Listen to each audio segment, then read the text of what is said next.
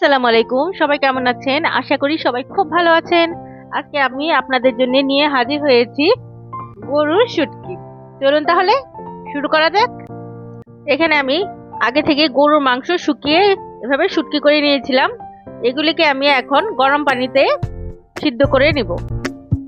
গরম পানিতে সিদ্ধ করলে এটা একটু সফট হয়ে আসবে। তারপর আমি এটাকে ব্লেন্ডার জারে ব্লেন্ড করে নিব। গরম থাকা অবস্থায় ব্লেন্ডটা করতে হবে। শুটকিগুলোকে আমি এভাবে গুঁড়ো করে নিয়েছি। দেখুন কতটা ঝরঝরে হয়েছে শুটকিগুলো। এখন আমি এটাকে রান্না করব। দিয়ে দিলাম ফ্রাই প্যানে সয়াবিন অয়েল, দিয়ে দিব কিছু পেঁয়াজ কুচি, দিয়ে দিলাম এলাচি, দারচিনি আর কয়েক টুকরা লং।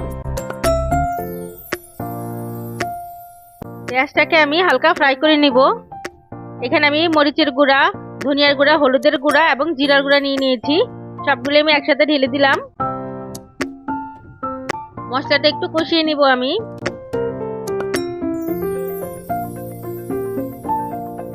কিছুটা পানি দিয়ে দিব যেন মশলাগুলি পুড়ে না যায়। দিয়ে দিব আদা রসুন বাটা। আবার ভালোভাবে একটু কষিয়ে নিব। দিয়ে দেব স্বাদ মতো লবণ।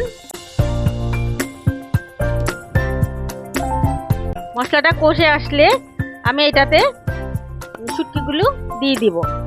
মশলাটা আমি ভালোভাবে কষিয়ে নিয়েছি। এখন আমি এটাতে শুটকিগুলো দিয়ে দিব।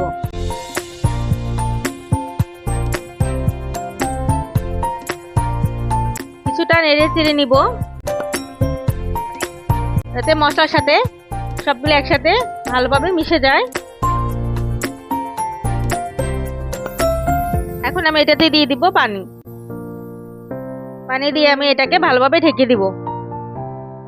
আমি তেজপাতা দিতে বারবার ভুলে যাই, দিয়ে দিলাম তেজপাতা। দিয়ে দিলাম কিছুটা গরুর মাংসের মশলা।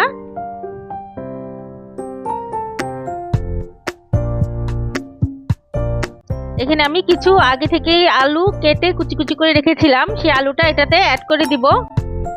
যেহেতু এটা গরুর শুটকি তাই আমি এটাতে একটু আলু দিলাম যাতে একটু সফট হয়। একটু নেড়ে চেড়ে আবার ঢেকে দিব। কিছুক্ষণ পর আবার ফিরে আসলাম।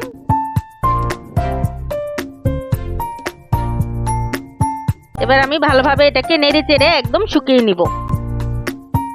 দিয়ে দিলাম কিছু রসুন কুচি। এখন আমি এটাকে ভালোভাবে নেড়ে চেড়ে একদম ভাজা ভাজা করে নিব এবং একটা সার্ভিং বোলে আমি সার্ভ করে আপনাদের দেখাবো। দেখুন কতটা সুন্দর হয়েছে গরুর শুটকিটা। এভাবে আপনারা বাড়িতে গরুর শুটকি বানাতে পারেন। ভিডিওটি ভালো লাগলে লাইক, কমেন্ট, সাবস্ক্রাইব করে পাশে থাকবেন। আল্লাহ হাফেজ।